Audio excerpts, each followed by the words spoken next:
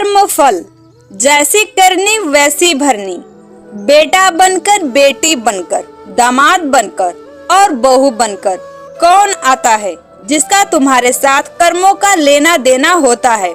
लेना देना नहीं होगा तो नहीं आएगा। एक फौजी था, उसकी माँ नहीं, बाप नहीं, शादी नहीं, बच्चे नहीं, भाई नहीं, बहन नहीं, अकेला ही कमा कमा के फौज में जमा करता जा रहा था। तो थोड़े दिन में एक सेठ जी जो फौज में माल सप्लाई करते थे, उनसे उनका परिचय हो गया और दोस्ती हो गई। सेठ जी ने कहा, जो तुम्हारे पास पैसा है वो उतने की उतने ही पड़ा है, तुम मुझे दे दो, मैं कारोबार में लगा दूं तो पैसे से पैसा बढ़ जाएगा, इसलिए तुम दे दो। फौजी ने सेठ जी का पैसा दे दिया। सेठ जी ने कारोबार में लगा दिया। कारोबार उनका चमक गया, खूब कमाई होने लगी, कारोबार बढ़ गया। थोड़े ही दिन में लड़ाई लग गई। लड़ाई में फौजी घोड़ी पर चढ़कर लड़ने गया। घोड़ी इतनी बदतमीज थी कि जितनी जोर जोर से लगाम खींचे उतनी ही तेज भागे। खींचते खींचते उसके गलफर तक कट गए, लेकिन वो दौड़कर दुश्मनों के गोल में जाकर खड़ी हो गई। दुश्मनों ने वार किया, फौजी भी मर गया, घोड़ी भी मर गई। अब सेठ जी को मालूम हुआ कि फौजी मर गया तो सेठ जी बहुत खुश हुए कि उसका कोई वारिस तो है नहीं, अब ये पैसा देना किसको। अब मेरे पास पैसा भी हो गया, कारोबार भी चमक गया, लेने वाला भी नहीं रहा। तो सेठ जी बहुत खुश हुए। तब तक कुछ ही दिन के बाद सेठ जी के घर में लड़का पैदा हो गया। अब सेठ जी और खुश कि भगवान की बड़ी दया है, खूब पैसा भी हो गया, कारोबार भी हो गया, लड़का भी हो गया, लेने वाला भी मर गया। सेठ जी बहुत खुश हुए। वो लड़का होशियार था, पढ़ने में समझदार था। सेठ जी ने उसे पढ़ाया लिखाया।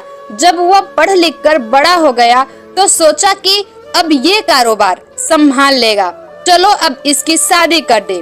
शादी करते ही घर में आ गई बहू रानी, दुल्हन आ गई।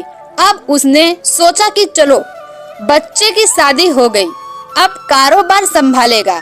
लेकिन कुछ दिन में बच्चे की तबीयत खराब हो गई। अब सेठ जी डॉक्टर के पास, हकीम के पास, वैद्य के पास दौड़ रहे हैं।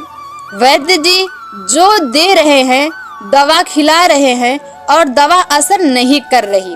बीमारी बढ़ती ही जा रही, पैसा बर्बाद हो रहा है और बीमारी बढ़ती ही जा रही है। रोग कट नहीं रहा, पैसा खूब लग रहा। अब अंत में डॉक्टर ने कह दिया कि लाइलाज मर्ज हो गया, इसको अब असाध्य रोग हो गया, ये बच्चा 2-3 दिन में मर जाएगा। डॉक्टरों के जवाब देने पर सेठ जी निराश होकर बच्चे को लेकर रोते हुए आ रहे थे। रास्ते में एक आदमी मिला। कहा, अरे सेठ जी क्या हुआ, बहुत दुखी लग रहे हो।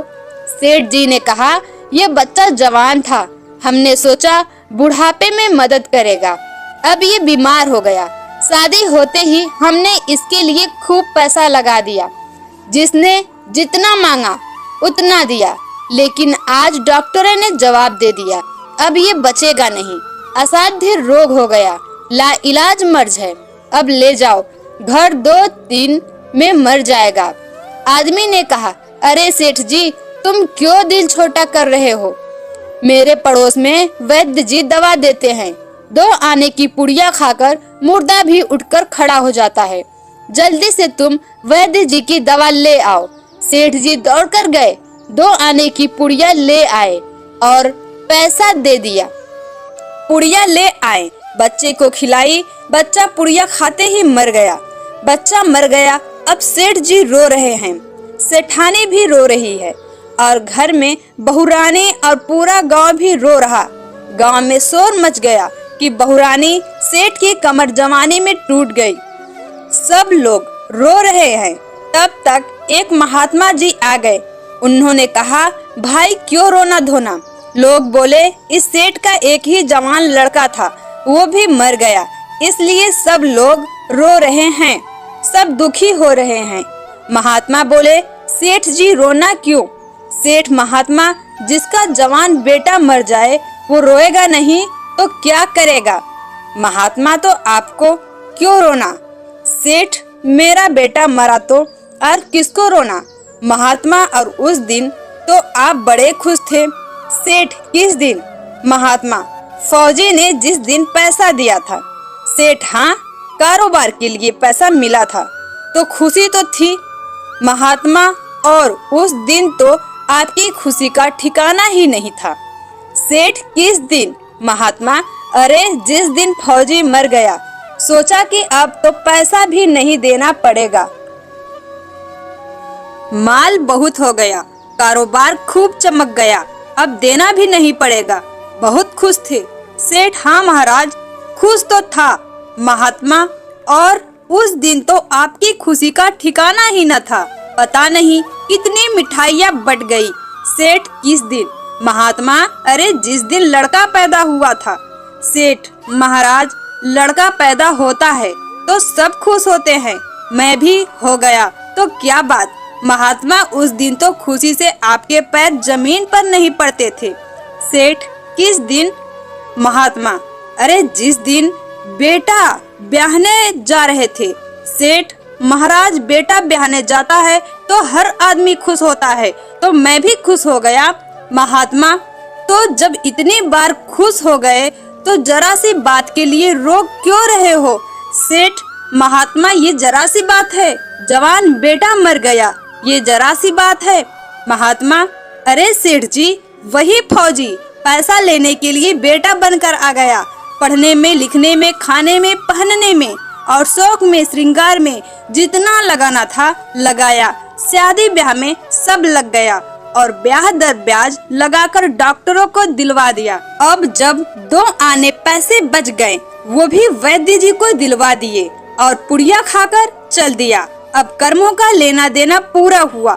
सेठ जी ने कहा, हमारे साथ तो कर्मों का लेन देन था, चलो हमारे साथ तो जो हुआ सो हुआ।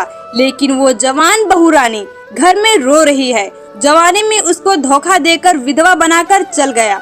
उसका क्या जुर्म था कि उसके साथ ऐसा गुनाह किया? महात्मा बोले, यह वही घोड़ी है जिसने जवानी में उसको धोखा दिया, इसने भी जवानी में उसको दे दिया। वैद्य शास्त्र वो पुराणों के साथ। आज के लिए बस इतना ही। दोस्तों, आपको ये वीडियो पसंद आया है तो लाइक करिएगा, दोस्तों को शेयर जरूर करिएगा, चैनल को सब्सक्राइब करके बेल आइकन को जरूर दबाइएगा ताकि आने वाला वीडियो आपको सबसे पहले मिले। दोस्तों, मिलते हैं अगले वीडियो में, तब तक के लिए good bye and thanks for watching my